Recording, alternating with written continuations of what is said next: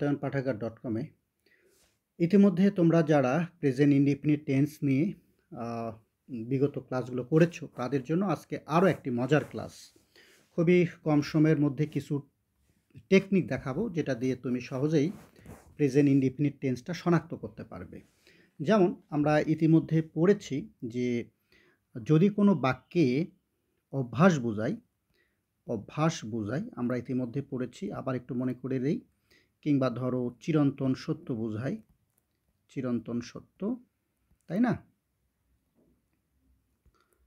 যে বাক্যগুলোতে এরকম অভ্যাস বা চিরন্তন সত্য বোঝায় যে বাক্যগুলো, সেগুলো আমরা বলেছি প্রেজেন্ট ইনডিফিনিট টেন্স। তবে আজকে তোমাদেরকে কিছু শব্দ, যেমন প্রথমে যে শব্দটা আমি লিখতেছি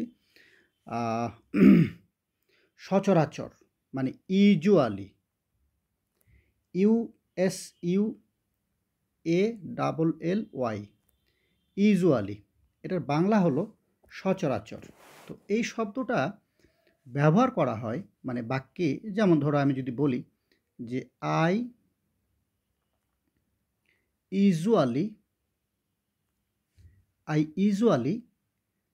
সচরাচর, মানে আমি সচরাচর, ধরো সচরাচর কি করি, সচরাচর ধরো গো টু ঢাকা। যদি এই বাক্যটা আমি বলি তাহলে এই শব্দটা দেখেই কিন্তু আমি শিওর হতে পারবো যে বাক্যটা প্রেজেন্ট ইনডিফিনিট টেন্স, কারণ এটা এক ধরনের অভ্যাস সিগন্যাল দিচ্ছে, এক ধরনের অভ্যাস ইউজুয়ালি। তাহলে আমরা যদি এই রকমের কিছু শব্দ যেগুলি অভ্যাসের সিগন্যাল দেয়, মানে যে শব্দগুলো দেখলে অভ্যাস বোঝা যায়, এই শব্দগুলো যদি পড়ে ফেলি তাহলে আমাদের জন্য টেন্স ধরা কিন্তু আরও সোজা। অবশ্যই এখানে গো দেখে বোঝা যাচ্ছে।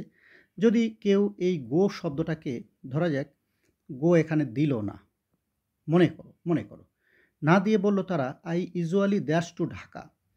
তোমাকে বলল, এখানে একটা ব্ল্যাঙ্ক করে দিল ওরা, সাদা, মানে ব্ল্যাঙ্ক তোমাকে বসাতে বলল। আই ইউজুয়ালি, এখানে ফাঁকা, গো টু ঢাকা, তুমি কি বসাবা? এই ইউজুয়ালি শব্দটাই তোমাকে সিগন্যাল দিচ্ছে। এটাকে আমরা বলতে পারি এক ধরনের সিগন্যাল ওয়ার্ড, সিগন্যাল, তাই না? কিসের সিগন্যাল দিচ্ছে? সে সিগন্যাল দিচ্ছে যে এটা কিন্তু shortcut present indefinite tense, PIT লিখলাম, হ্যাঁ, সিগন্যাল, এই ইউজুয়ালিটা। তো এই রকমের আরও কিছু সিগন্যাল আমরা দেখব। যেমন কোনো বাক্যের ভেতর যদি OFTEN, অফেন, যার বাংলা এটা হলো সচরাচর, হ্যাঁ, আর এটার বাংলা হচ্ছে প্রায়।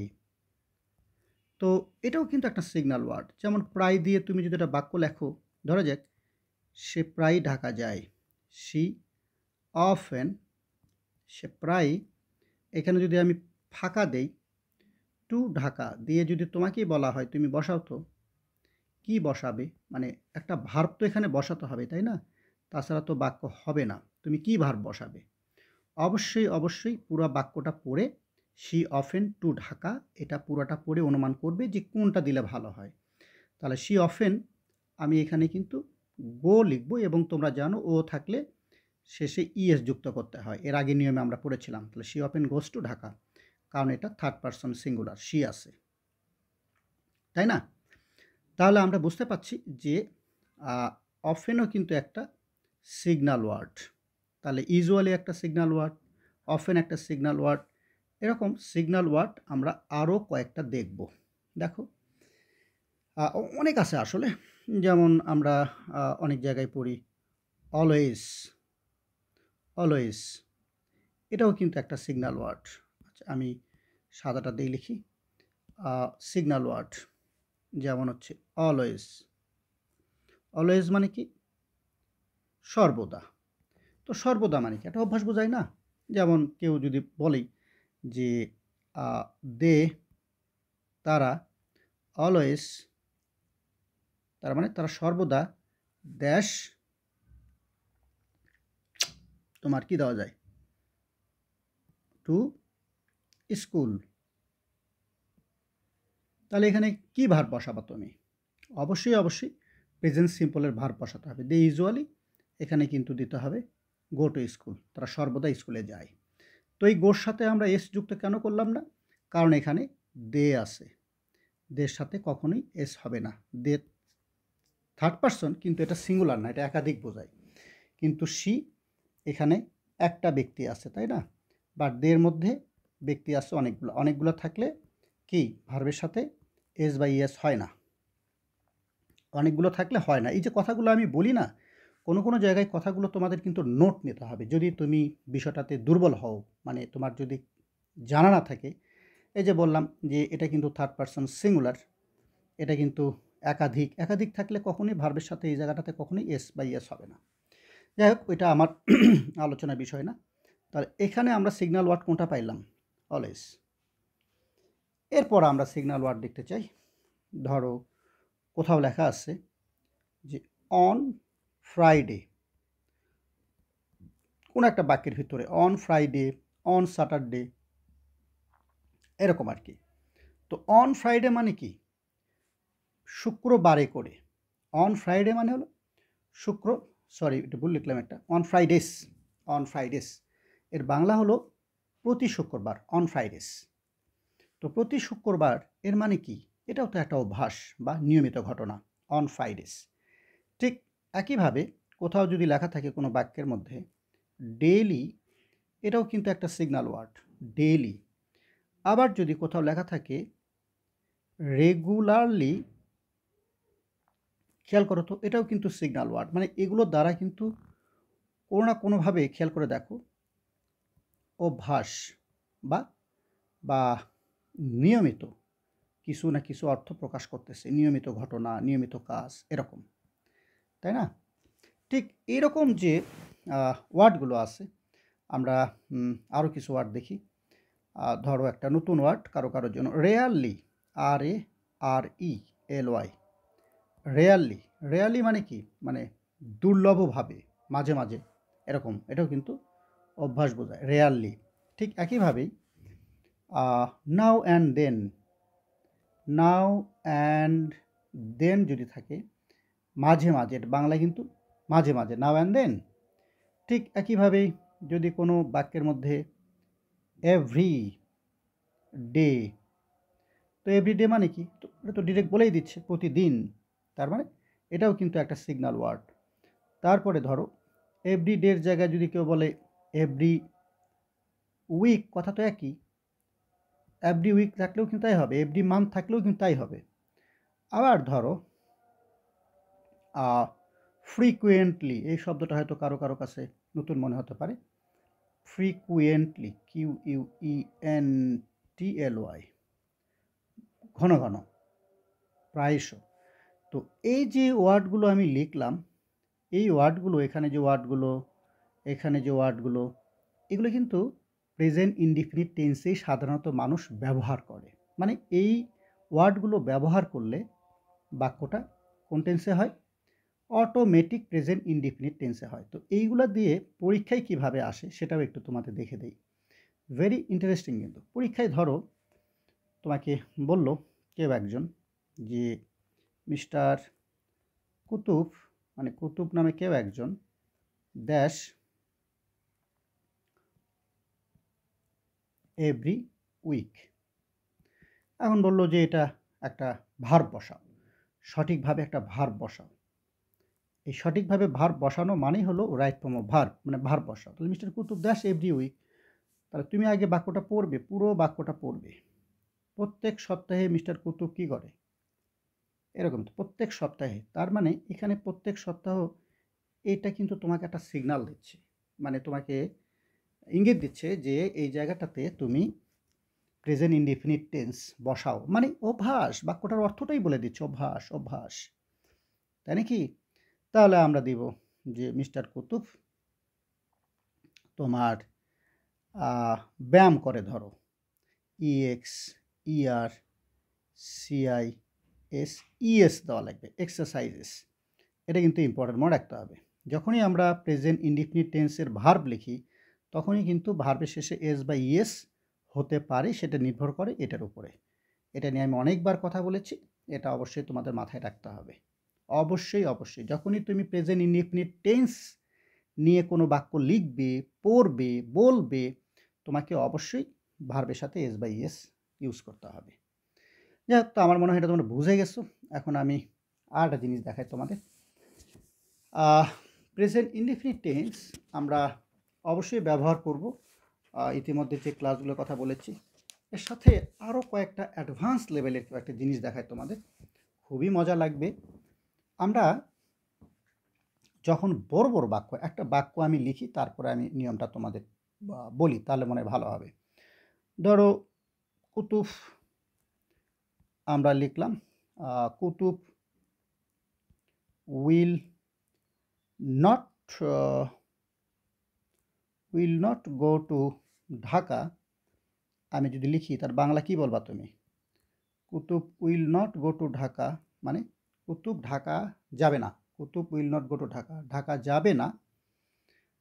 কুতুব ঢাকা যাবে না, খেয়াল করো, এটা কিন্তু ফিউচার, যাবে না, ভবিষ্যৎ বোঝাচ্ছে, তাই না? Will not go to Dhaka. এরপর আমরা দিব এখানে আনটিল। কেমন?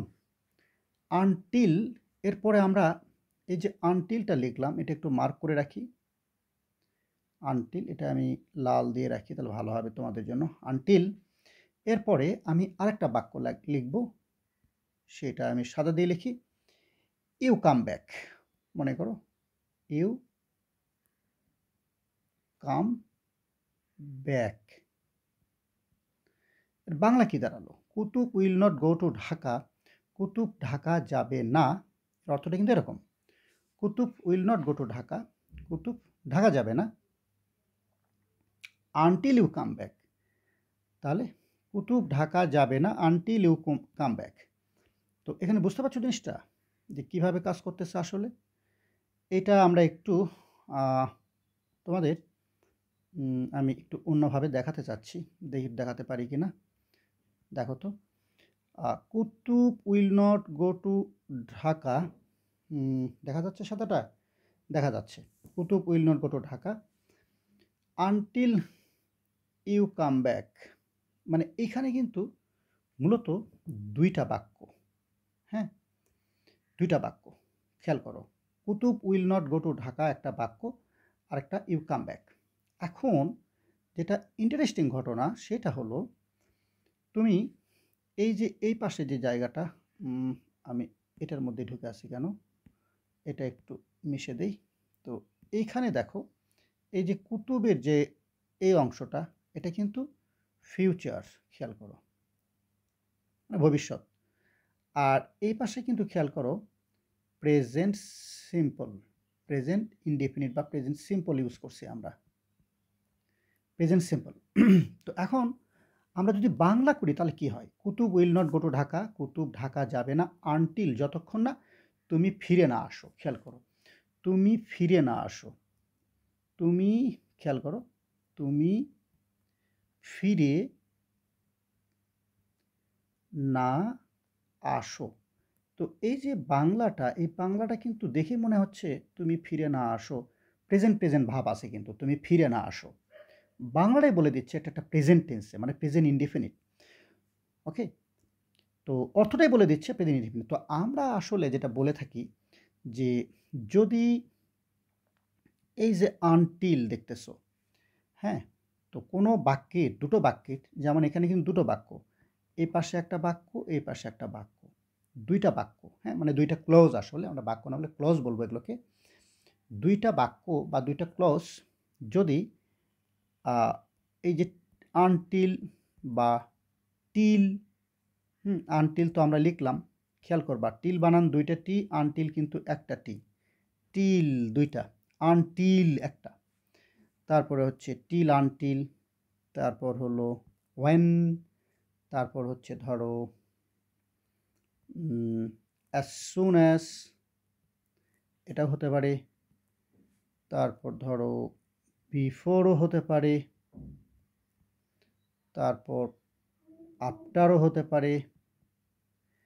এইগুলো দিয়ে যদি দুইটা বাক্য, মানে দুইটা ক্লোজ যুক্ত থাকে, মানে এই জিনিসগুলা অবশ্যই নোট নেবে, এই জিনিসগুলো যদি এই জায়গাটাতে থাকে, হ্যাঁ, টিল আনটিল হোয়েন, এই তার মধ্যে সবচেয়ে বেশি গুরুত্বপূর্ণ কিন্তু এই ৩টা। এই ৩টা দিয়েই বিসিএস বলো, অ্যাডমিশন বলো পরীক্ষাতে আসে। টিল আনটিল হোয়েন ৩টাই আমার জানা মতে আর কি। টিল আনটিল হোয়েন ৩টাই বেশি আসে। তো এই ৩টে জিনিস যদি এই আনটিলের জায়গা থাকে, এই যে এই জায়গাটাতে থাকে, আর যথারীতি এই পাশে ফিউচার থাকে, এই যে ফিউচার অর্থ, তাহলে এই জায়গাটাতে এই পাশের জায়গাটা মানে এই পাশের জায়গাটা প্রেজেন্ট ইনডিফিনিট টেন্স হবে, অর্থ দিকেই হবে অটোমেটিক্যালি। তুমি ফিরে না আসো এই রকমের অর্থ প্রকাশ পাবে। তুমি অর্থটা চেক করে পড়ে দেখো, প্রেজেন্ট ভাব। আর সূত্র মুখস্থ করলে করতে পারো যে আনটিল দিয়ে, টিল দিয়ে, হোয়েন দিয়ে যদি দুইটা ক্লোজ যুক্ত থাকে, তাহলে প্রথম অংশ যদি ফিউচার থাকে, ফিউচার অর্থ থাকে, তাহলে পরের অংশটা প্রেজেন্টে আসবে। হ্যাঁ, এটা অর্থের জন্যই আসলে চলে আসে। আমি কি বোঝাতে পারছি? ব্যাপারটা কিন্তু বেশ হাই লেভেলের, বাট বুঝতে পারলে, শিখতে পারলে লো লেভেল হয়ে যাবে। ব্যাপারগুলো কিন্তু এরকমই। তো আমার বিশ্বাস যে এটা তোমরা বুঝতে পারবে। আবার বলি, টিল, আনটিল, হোয়েন দিয়ে দুইটা ক্লোজ যদি যুক্ত থাকে, সেক্ষেত্রে প্রথম ক্লোজের অর্থটা যদি ফিউচার থাকে, পরেরটা প্রেজেন্ট হতে বাধ্য, প্রেজেন্টের মতো চলে আসে। যেমন আমরা যে বাক্যটা এখানে লিখলাম, এটার যদি আমরা সুন্দর করে বাংলা লিখি, তাহলে কি হতে পারে? সুন্দর বাংলা লিখলে আমরা লিখব, তুমি, দেখো কি লেখা যেতে পারে, তুমি ফিরে না আসা পর্যন্ত, ফিরে না আসা, তাই না? এরকমই তো বাংলা হয়। তুমি ফিরে না আসা পর্যন্ত কুতুব ঢাকা যাবে না। খেয়াল করো, কুতুব ঢাকা যাবে না, ঠিক না? তাহলে না আসা পর্যন্ত কুতুব ঢাকা যাবে না, কুতুব ঢাকা যাবে না, এটা তো ফিউচারে সবাই লিখবে। কিন্তু তুমি না ফিরে আসা, এইটা কিন্তু প্রেজেন্টেই তুমি লিখবে, খেয়াল করে দেখো। তো সেই জন্য আমি বলতেছি, সূত্রটা মুখস্থ না করে তুমি অটোমেটিক তুমি নিজের মতো করেও কিন্তু এটা আয়ত্তে আনার একটা চেষ্টা করতে পারো। তাহলে এই যে আমরা ওভারঅল প্রেজেন্ট সিম্পল নিয়ে কথাবার্তা বললাম ফার্স্ট টু লাস্ট, আশা করব এটা তোমাদের মাথায় থাকবে। এরপরে আরও একটা জিনিস তোমাদের আমি দেখাতে চাই ফাইনালি, সেটা হচ্ছে যখন কোনো একটা বিষয় ফিক্সড করা হয়ে থাকে, মানে সময়টা ফিক্সড, ডিসিশানটা আগে থেকে ফিক্সড করা থাকে, এটা একটু ভালো করে মার্ক করিও। বিশেষ করে একটা হাই লেভেলের বিষয় ফিক্সড করা থাকে। যেমন কি ফিক্সড? ধরা যাক আমরা একটা অনুষ্ঠান করব, মনে করো আমরা একটা পিকনিক করব। তো একটা পিকনিক, তো পিকনিক কী হয়? পিকনিক তো অবশ্যই আগে থেকে তারিখ রেডি করা থাকে। পিকনিকের তারিখ কি ঘোষণা থাকে, তারিখের ঘোষণা থাকে, তারিখ ঘোষণা থাকে। আর কি থাকে? খাবার দাবার সব কিছু রেডি থাকে, ঠিক কিনা বলো?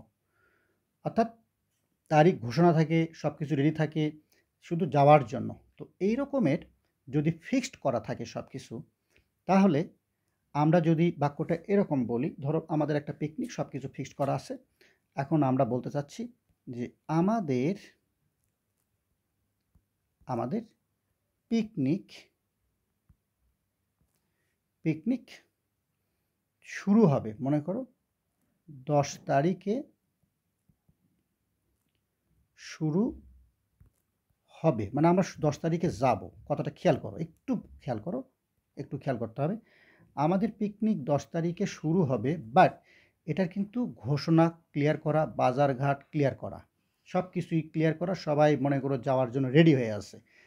তো এই রকমের ক্ষেত্রে কেউ যদি বলে আমাদের পিকনিক 10 তারিখে শুরু হবে, হ্যাঁ, এইখানে যদিও শুরু হবে দেখতেছো, বাট এটা কিন্তু ফিউচার হবে না। এটা লিখতে গেলে তোমাকে প্রেজেন্টেই লিখতে হবে, মানে প্রেজেন্ট ইনডিফিনিটে লিখতে হবে বা প্রেজেন্ট সিম্পলে লিখতে হবে। তাহলে ইংলিশটা কি হবে এই বাক্যের? যে আওয়ার পিকনিক বা আওয়ার প্রোগ্রাম, আওয়ার পিকনিক আমরা এইভাবে লিখব, উইল স্টার্ট দিব না আমরা। আওয়ার পিকনিক যদি উইল স্টার্ট দাও, তাহলে বাক্যটা ভালো হবে না। উইল স্টার্ট কিন্তু ফিউচার হয়ে গেল। তো উইল স্টার্ট আমরা না লিখে আমরা কি করব? উইল স্টার্টটা কেটে দেব, এটা কাটা, কেমন? কেটে আমরা কি করব, আবার পিকনিক স্টার্টস দিব, স্টার্ট লিখে একটা এস দিব, কারণ আবার পিকনিক এখানে থার্ড পারসন সিঙ্গুলার। আবার পিকনিক স্টার্ট শুরু হবে, তারপরে তুমি 10 তারিখ যা দিবা অসুবিধা নেই। তাহলে এটা ছিল আরেকটা অ্যাডভান্স লেভেলের ফিক্সড কোনো কিছু বুঝালে আমরা ইউজ করতে পারবো ফিক্সড কথার ক্ষেত্রে। ঠিক একইভাবেই আমাদের ট্রেন, আমাদের বিমান মনে করো 10টায় ছাড়বে, আমাদের বিমান 10টায় ছাড়বে, সেটাও কিন্তু আগে থেকে ফিক্সড করা, মানে ক্যাজুয়ালড করা আছে ওইটা। বা আমাদের ট্রেন ছাড়বে, সেটাও কিন্তু তোমাকে প্রেজেন্ট কিসে লিখবা, প্রেজেন্ট ইনডিফিনিটে লিখতে হবে, মনে থাকবে, মনে থাকার কথা। তাহলে এটাও একটা বিষয়। তো সব মিলে আমার ধারণা, আমি যে টপিকগুলো নিয়ে তোমাদের সাথে আলোচনা করলাম, এটা কিন্তু 4 নাম্বার ক্লাস এবং ছোট ছোট ক্লাস হলেও জিনিসগুলো শেখার। এরপরে তুমি প্র্যাকটিস যখন করবে, আমার ধারণা এগুলো নিয়ে কোনো সমস্যা হবে না। Thank you very much.